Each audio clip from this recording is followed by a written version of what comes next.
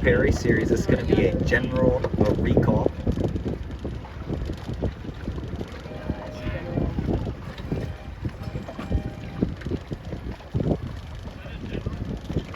The SCYYRA Dave Perry series, named after a PE coach from Connecticut, one of the best, if not the best coaches in the world. Yes, we have a series in California named after a East Coast world-class sailor coach. Pretty cool. 30-something boats. Second Perry Series regatta out of 4, and we're in Coronado for this one. The first one was at Cabrillo Beach, Hurricane Gulch in LA 2 months ago, and then here we are, race 1, general recall. Race 1, they went with the P flag after a general recall, so they are going to have another general recall. There we go. No problem. You don't worry about it as a sailor. But look how good that speed is. Is that just cray? Hey, Jim, let's get that pin, and we're going to go out a little longer with it, and maybe up just a tad. Copy, Sean. Up and out.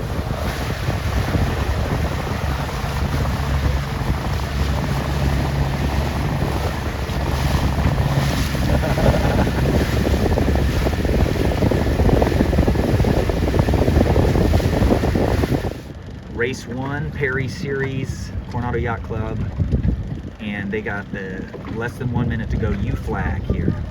So U flag means that you get disqualified from the race if you're over in the triangle between the starting line and the windward mark with less than a minute to go. If they postpone or have another general recall, then you're not. You get to race. Oh, those guys are really pushing it up there.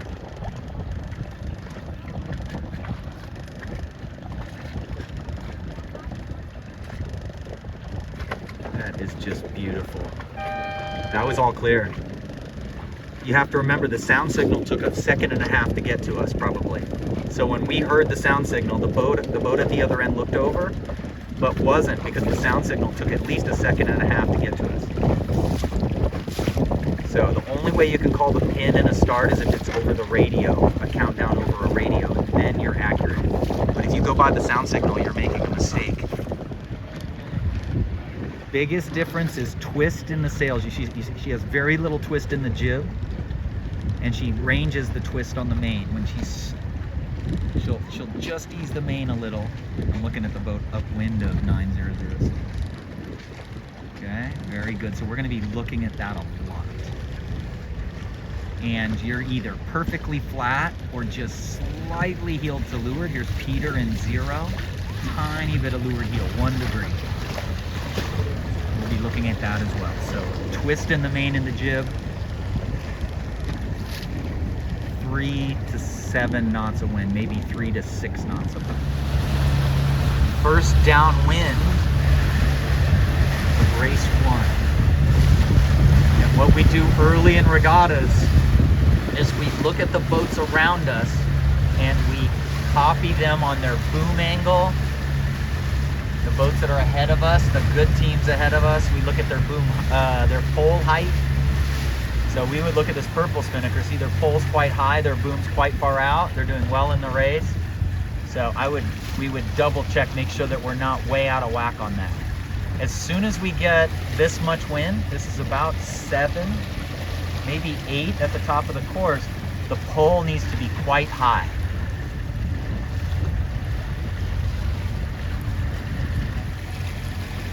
The ultimate rule is to get the clues level. So the green and red clues, each corner, get them level to each other.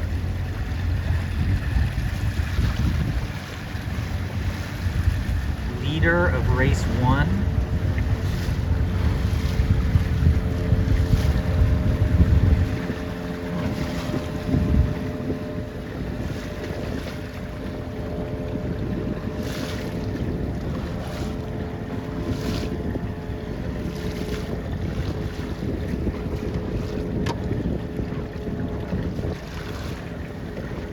boom is really high, which means he's in his, probably forward most rate.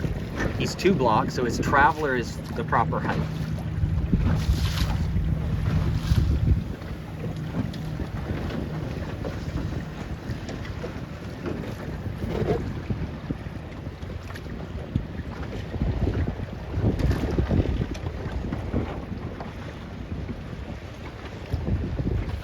Race 1, first gate. And again, we're trying to look at twist. This is not a good angle to look at twist. That guy looks lined up with the spreader tip. Bottom of the jib has some roundness. So that's his rake forward setting. The further forward the rake, the more round the bottom of the jib is.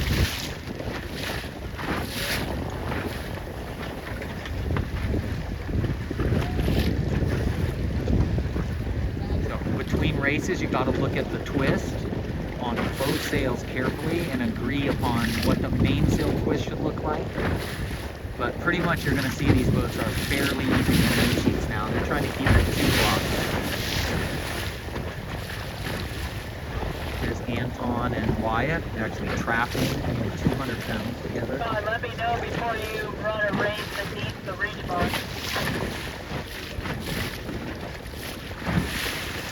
Their leech is a little open. They could use a little more windward sheet.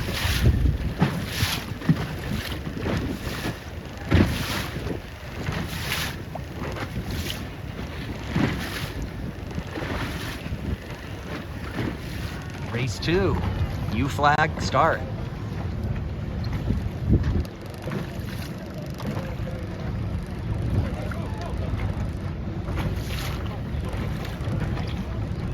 Ben is right next to the guy that just won the last start. Oh, look at that. That's illegal. That's totally illegal. That's super illegal. Sorry, but you're gonna be famous. That's not illegal. 89914 only sculled one direction.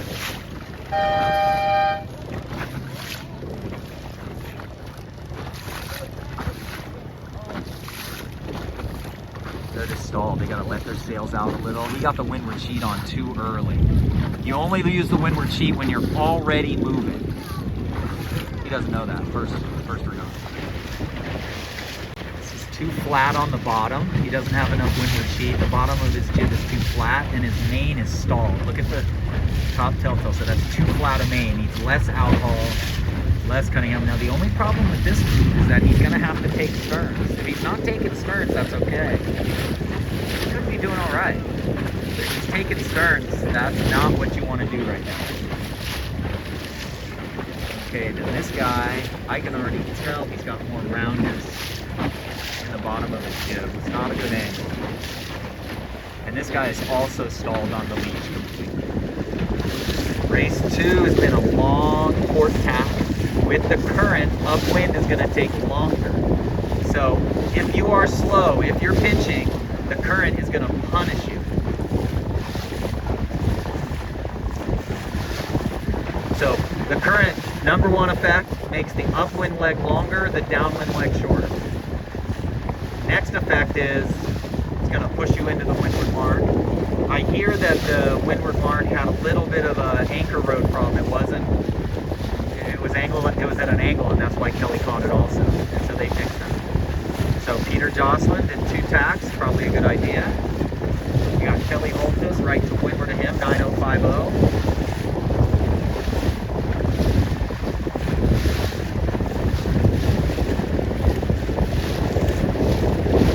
Okay, here we go. Race 2, first beat.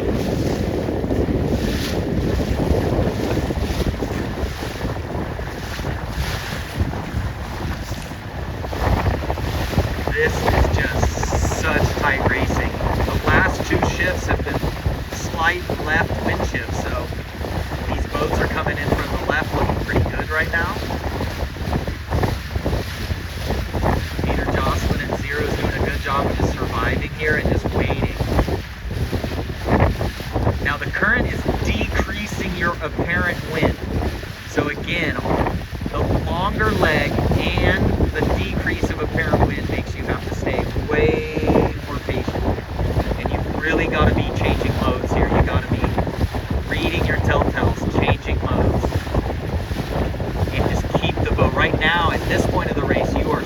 ripping and clawing for every second. Because with the current, you're going to whip around the mark. You're going to get around the mark with the current and gap out. So every second you save is going to add distance for you. It's going to save you 3 seconds or 4 seconds for every second you save right now.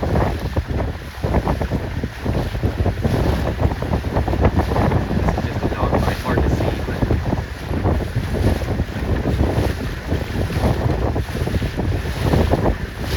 there's the mark. Now 7787's not crossing on port over there. They slow down. They don't duck and go way back over here. They just let their sails out and stop and just wait for an opening. Okay, Peter's gonna round 1, 2, 3, 4, 5th.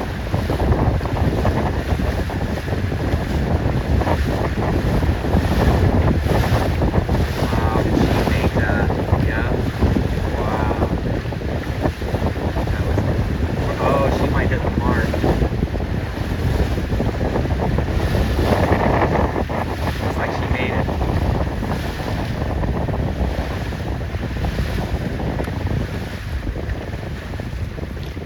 Okay, now we're watching the spinnaker sets.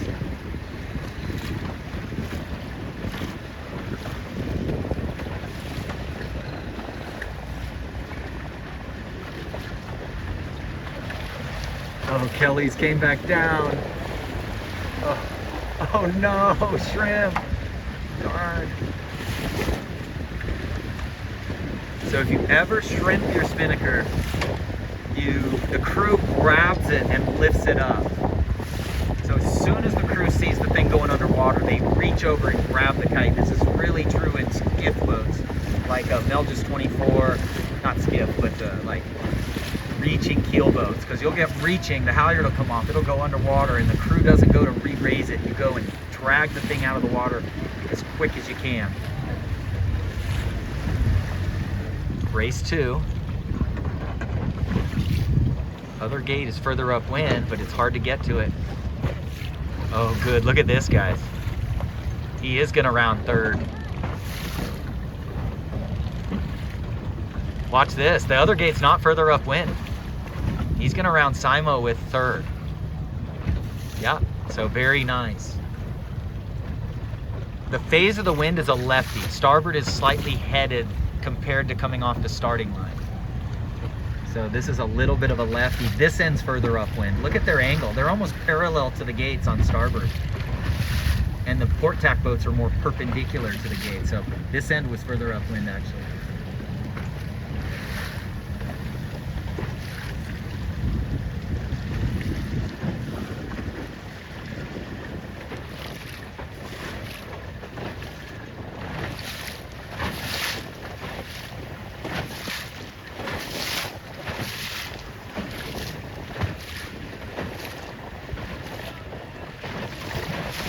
So everybody trims quite tight.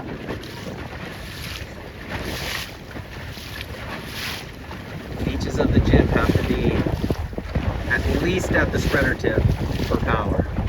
Bangs are just barely on, so as you ease the main out, the leech opens just a little. You want the leech just like Peter's is.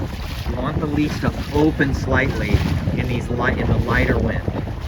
As you get out into fresh wind and clear air, you can trim a little tighter.